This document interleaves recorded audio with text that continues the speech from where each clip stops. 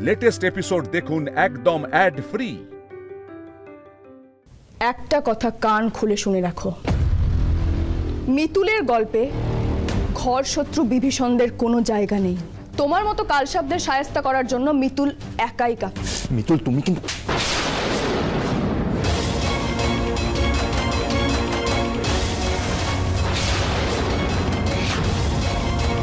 মিতুল, তোমার সাহস হয় কিভাবে সবার সামনে আমার গায়ে ভাবে হাত তোলার? সাহসের তো এখনো কিছুই দেখোনি।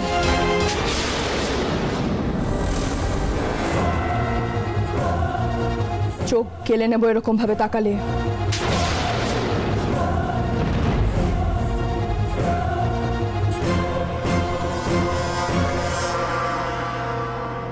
ও মাই গড, এখানে বেশিক্ষণ থাকলে এই ম্যাডাম তো আমাকে পিটিয়ে ছাতু করে দেবেন।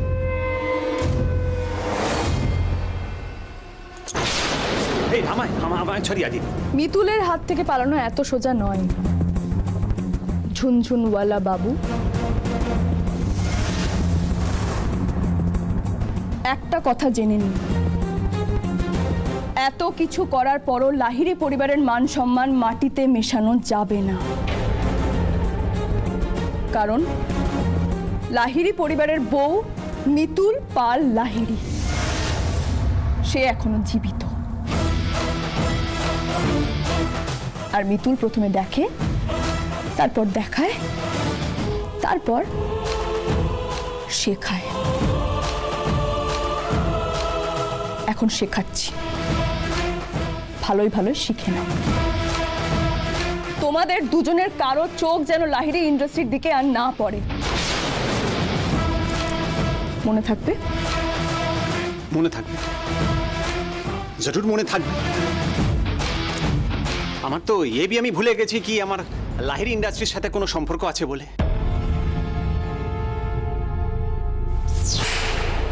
আরে ও রঞ্জিত বাবু, হ্যাঁ আমি চললাম, আমি আর এসবের মধ্যে নাই।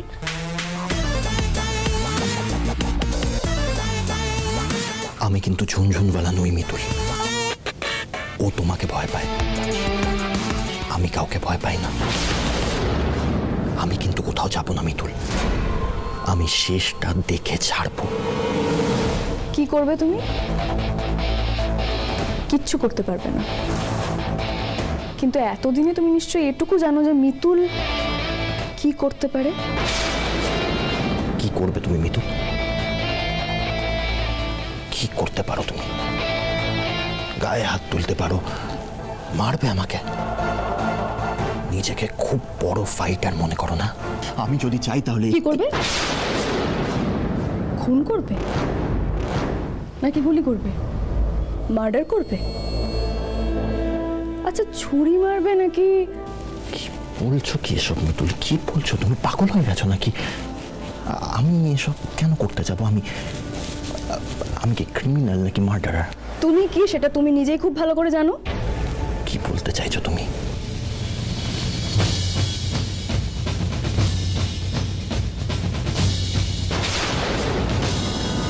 আমি আপনাকে লাহিড়ীদের কাছ থেকে একটা বড় অঙ্কের টেন্ডার পাইয়ে দেব। তার 10% আপনার আর বাকি টাকাটা আমার। ইনফ্যাক্ট আপনি ওদের এগেনস্টে একটা কেসও করতে পারেন। সেখানে একটা বড় সড়ো অঙ্কের ক্ষতিপূরণ চাইবেন, আর সেইটার 10% আমাকে দিতে হবে।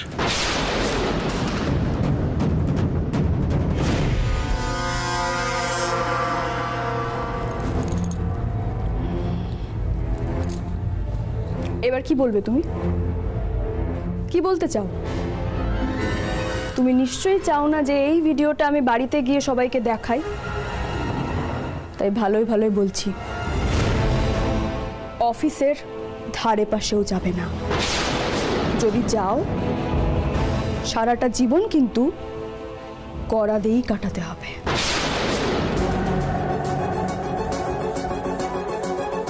দাদা, ওনাকে একটু জল দিয়ে যান।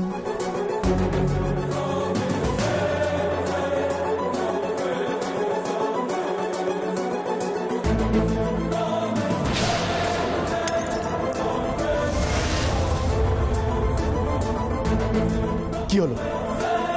সার্কাস চলছে নাকি এখানে?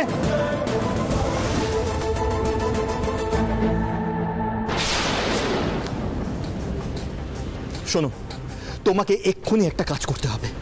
যা ইচ্ছে যেভাবে ইচ্ছে কাজটা করতে পারো, কিন্তু কিন্তু আমার মিতুলের লাশ চাই।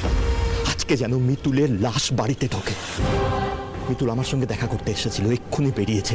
ওই ফেরার পথেই মিতুলকে মারতে হবে। গুলি করে মারো, গাড়ি চাপা দিয়ে মারো, যা খুশি করো, আই ডোন্ট কেয়ার।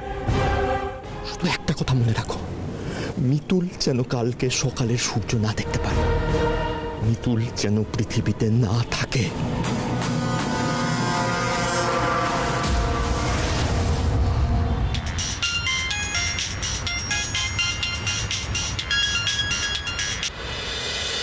হ্যাঁ বলো। অর্ক আমাকে এক্ষুনি ফোন করেছিল, রনর সাথে ঝুনঝুনওয়ালা যে মিটিংটা ছিল সেটা আটকাতে নাকি তুমি চলে গেছো। হ্যাঁ, আর যথারীতি তুমি একা গেছো, কাউকে নিয়ে যাও সঙ্গে। মিতুল, এগুলো কি হচ্ছে বলো তো? কি হচ্ছে এগুলো? আচ্ছা এত রাগ করছো কেন? তুমি ঘুমোচ্ছিলে বলে আমি আর তোমাকে বলিনি। আমি একদম ঠিক আছি, আমার কাজ হয়ে গেছে, আমি বেরিয়েও পড়েছি। রণদাদার প্ল্যান আমি ভেস্তে দিয়েছি। রণদাদাকে আমি একদম শাসিয়ে এসেছি। শাসিয়ে এসছো মানে? মিতুল দেখো, আমার কিন্তু টেনশন হচ্ছে। উফ বাবা, টেনশন করার কি আছে?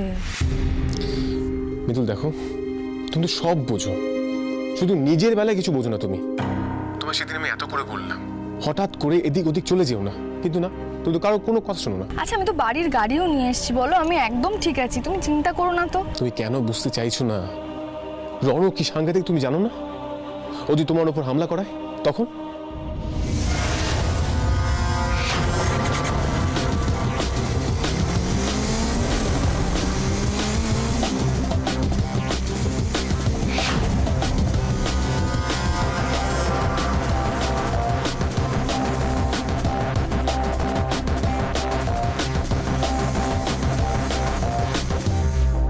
মিতু জানো তো, আমার না তোমার কথা ভেবে ভেবে না বেশি শরীর খারাপ হয়ে যাচ্ছে। ঠিক আছে, আর বকো না, আমি কিছুক্ষণের মধ্যে বাড়ি পৌঁছে যাচ্ছি, কেমন? আচ্ছা তুমি খেয়েছো তো? না খাইনি, আমার বউ না খাই দিলে আমি খেতে পারি না, অভ্যাসটা তো খারাপ করে দিয়েছো। ঠিক আছে, বাড়ি গিয়ে বউ খাইয়ে দেবে, কেমন? তা বউ ফিরছে কখন?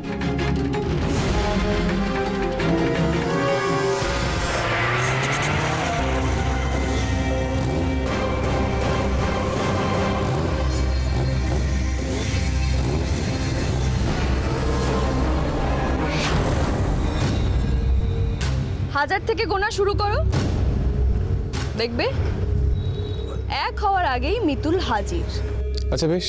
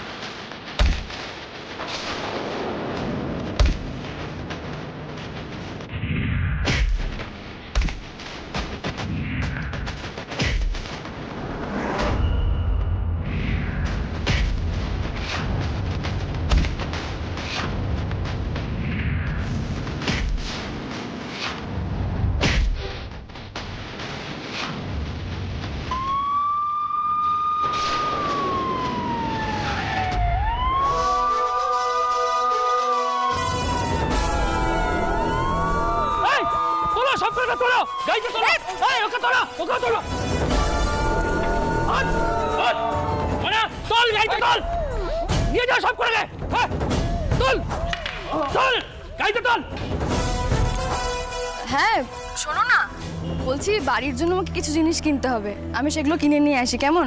তুমি কিন্তু গুনতে থেকো, রাখছি এখন। তাড়াতাড়ি এসো কিন্তু, রাখছি। অনেক ধন্যবাদ দাদা। থাক মিতুল, এরপরও আবার তুমি ধন্যবাদ জানাচ্ছ? তুমি আগে ওই রণজিৎ লাহিড়ীর সঙ্গে একা মোকাবিলা করতে আসছো জানিয়েছিলে বলেই তো আমরা কাছাকাছি ওয়েট করছিলাম, যাতে তোমার কোনো রকম বিপদ না হয়। এক্স্যাক্টলি মিতুল, যদি থ্যাংক ইউ জানাতেই হয় তাহলে তুমি তোমার নিজের বিচক্ষণতাকে জানো। কি যে বলো না অসীমাদি, তোমরা সময় মতো না এলে। থাক, অনেক হয়েছে, কিন্তু শোনো, তোমার বাড়ির লোকের মতো আমিও তোমায় বলছি, এই শরীরে এখন এসব মারপিট করা তোমায় বন্ধ করতে হবে মিতুল। সেই জন্যই তো আমি তোমাদের জানিয়ে রেখেছিলাম। সত্যি মিতুল, একমাত্র তোমার কথাতেই আমরা এইভাবে থেমে রয়েছি। নইলে রণজিৎ লাহিড়ী সম্পর্কে সবকিছু জানার পরেও ওনাকে অ্যারেস্ট না করাটা যে কি অস্বস্তিকর সেটা বলে বোঝানো সম্ভব নয়। সেটা আমি জানি দাদা, কিন্তু কি করব বলুন, আর যে কোনো উপায় নেই। আমি চাই না এবার কোনো প্রমাণের অভাবে রণজিৎ লাহিড়ী ছাড়া পাক, তাই আটঘাট বেঁধে নামতে হচ্ছে। এবার আমি ওর এমন অবস্থা করব যে রণজিৎ লাহিড়ী নিজেই নিজের জালে জড়িয়ে পড়বে। কি হলো, কাজটা হয়েছে? আরে চুপ করে আছে কেন? কাজটা হয়েছে, মিতুল মরেছে। স্যার ওরা সবাইকে মেরে ভূত বানিয়ে দিয়েছে, আমি কোনো রকমে তার তো একটা কেউ কোনো কাজের না। Just get lost!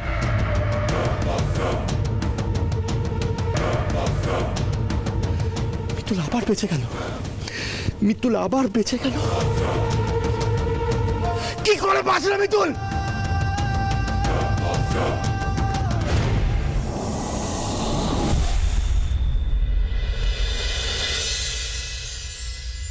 উফ বাবা, এতক্ষণ বাদে আসার সময় হলো।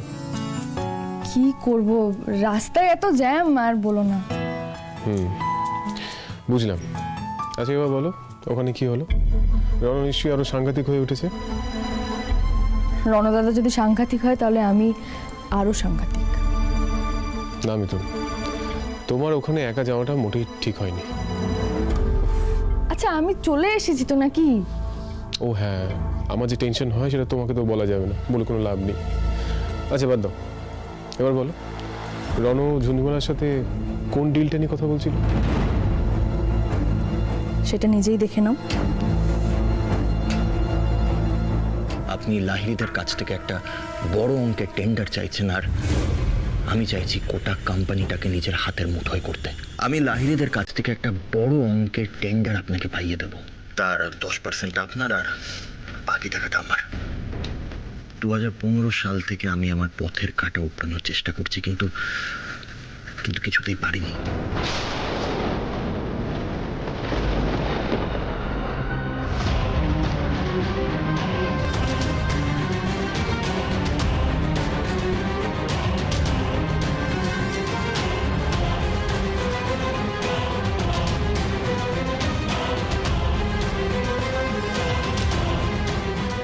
আচ্ছা 2015 সাল থেকে রণদাদা পথের কাঁটা সরানোর কথা বলছিল, কেন বলছিল? কি হয়েছে 2015-তে? না না,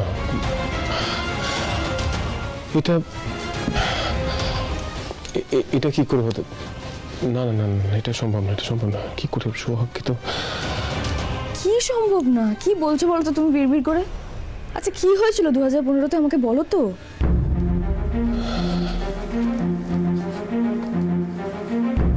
2015-তে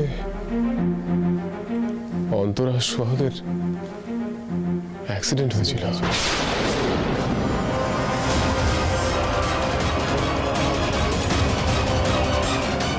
কিন্তু আমি তো একটা জিনিস বুঝতে পারছি না, এটার সাথে রণর পথের কাঁটা সরানোর কি লিঙ্কটা? আমি তো এটাই বুঝতে পারছি না। তুমি এখনো বুঝতে পারছো না? তার মানে রণদাদাই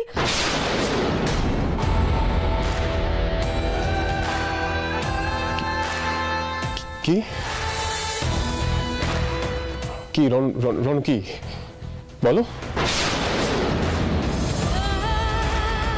তুমি এখনো নিজের ভাইকে এতটা খারাপ ভাবতে পারো না?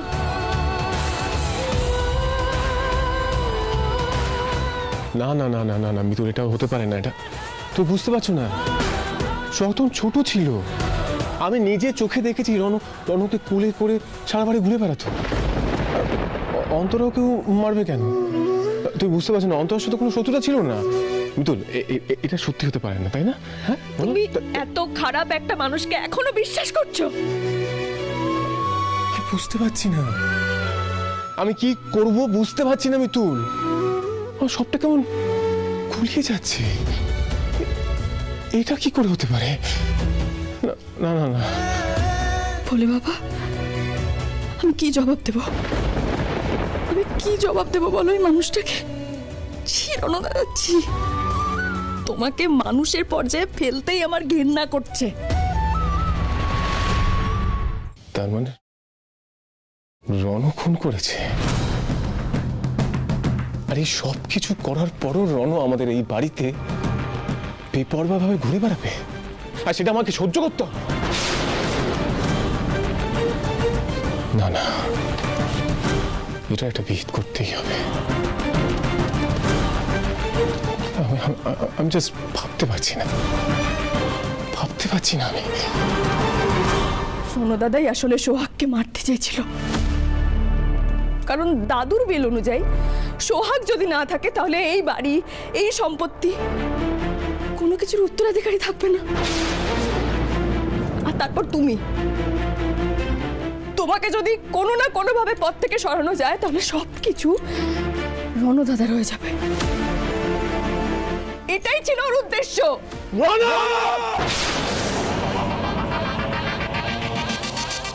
না না না, এখন না ইন্দ্রবাবু, এখন না। তাহলে কখন? তুই বুঝতে পারছো, রণ আমার মেয়েকে মারার চেষ্টা করেছিল। বুঝতে পেরেছি বলে তোমাকে এখন শান্ত থাকতে বলছি। রণদাদাকে শাস্তি পেতেই হবে, কিন্তু প্রমাণ কোথায়? আমাদের হাতে প্রমাণ কোথায়? এই সব কিছু যে রণদাদা করেছে, রণদাদাই যে মেন কালপ্রিট, সেটা প্রমাণ করবো কি করে বলো? প্রমাণ জোগাড় করতে হবে আমাদের। এই একটা নোংরা ষড়যন্ত্র, এত বড় একটা ষড়যন্ত্র যে রণদাদা নিজেই করেছে, সেটাও নিজেই প্রমাণ দেবে। এমন অবস্থা করবো ওর আমি, সে নিজেই সব সত্যিটা স্বীকার করবে। কিভাবে? সেটা কিভাবে মিতুল?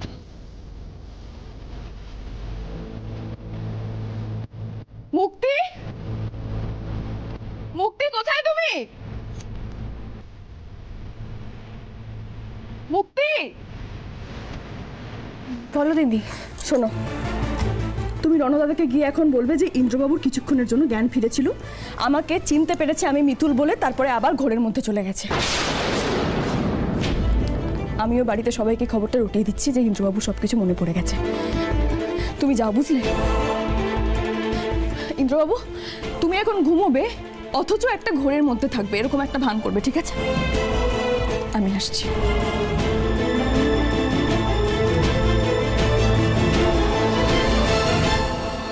রণ, আমি তোকে কোনো দিন ক্ষমা করব না। তুই আমার সাথে, আমার গোটা পরিবারের সাথে যা যা করেছিস, তোকে আমি উচিত শিক্ষা দেবই। বাবা, দাদু, পিসিমণি, পিসিমণি, শোনো এদিকে। কি হয়েছে বাবা? আমি এক্ষুনি আসি, দাঁড়াও। মুক্তি, রণদাদাকে বললে? রণু স্যার ঘরে নেই, তাই নেমে এলাম। আরে কি হয়েছে সেটা বলবে তো, আমাদের সবাইকে ডেকে তুমি ওর সঙ্গে কি কথা বলছো? বাবা, দাদু, ইন্দ্রবাবু আমায় চিনতে পেরেছেন। হ্যাঁ,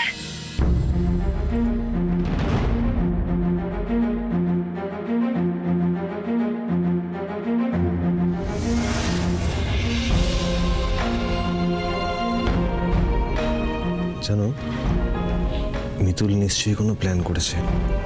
আমারও তাই মনে হয়। ঠিক বলছিস মিতুল? হ্যাঁ দাদু, আমি সত্যি বলছি। উনি হঠাৎ আমাকে দেখে মিতুল বলে উঠলেন, আবার শুয়ে পড়লেন। কি বলছে কি মিতুল? ইন্দ্র ওকে চিনতে পেরেছে? আমায় এক্ষুনি মুক্তির সঙ্গে ব্যাপারটা নিয়ে কথা বলতে হবে।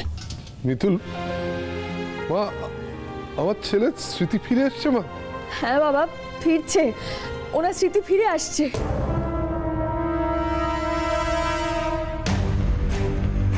রণদাদা, তোমার দাদা ভাই আমায় চিনতে পেরেছে।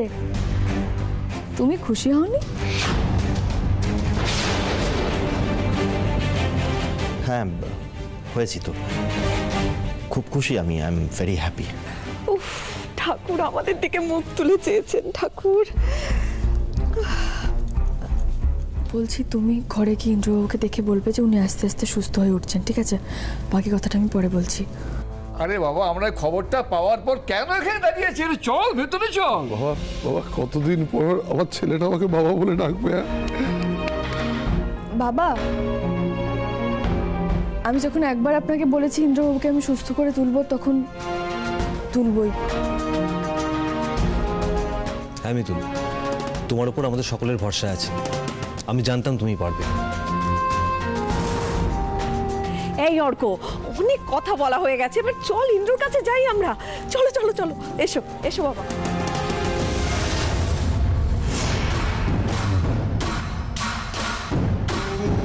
ব্যাপারটা কি হচ্ছে বলো তো? তুমি ওষুধগুলো ঠিকভাবে দিচ্ছ?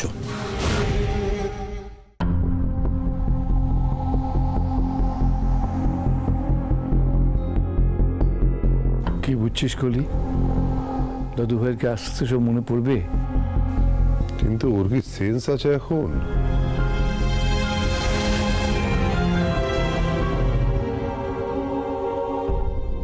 হ্যাঁ মামু, দাদাভাই সেন্স আছে, কিন্তু দাদাভাই এই ড্রাউজিনেসের মধ্যে দিয়ে যাবে। কিন্তু আমার মনে হচ্ছে সিমটমস ভালো, দাদাভাইয়ের আস্তে আস্তে স্মৃতি ফিরছে। এই যে মিতুলকে হুট করে চিনতে পেরে আবার জ্ঞান হারিয়ে যাওয়া বা হুট করে ঘোরের মধ্যে ফিরে যাওয়া, এটা দেখে তো মনে হচ্ছে দাদাভাইয়ের মেন্টালি প্রেশার পড়ছে।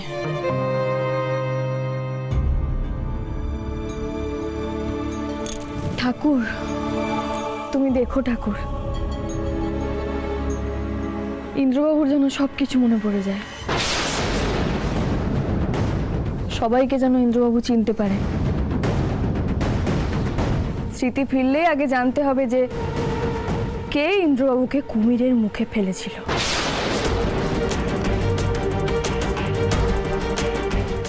আর তারপরই শুরু হবে আমার বদলা নেওয়া। তাকেও কুমিরের সামনে ঝুলিয়ে তার কাছ থেকে যদি আমি সব কথা না জানি, তাহলে আমার নামও মিতুল নয়।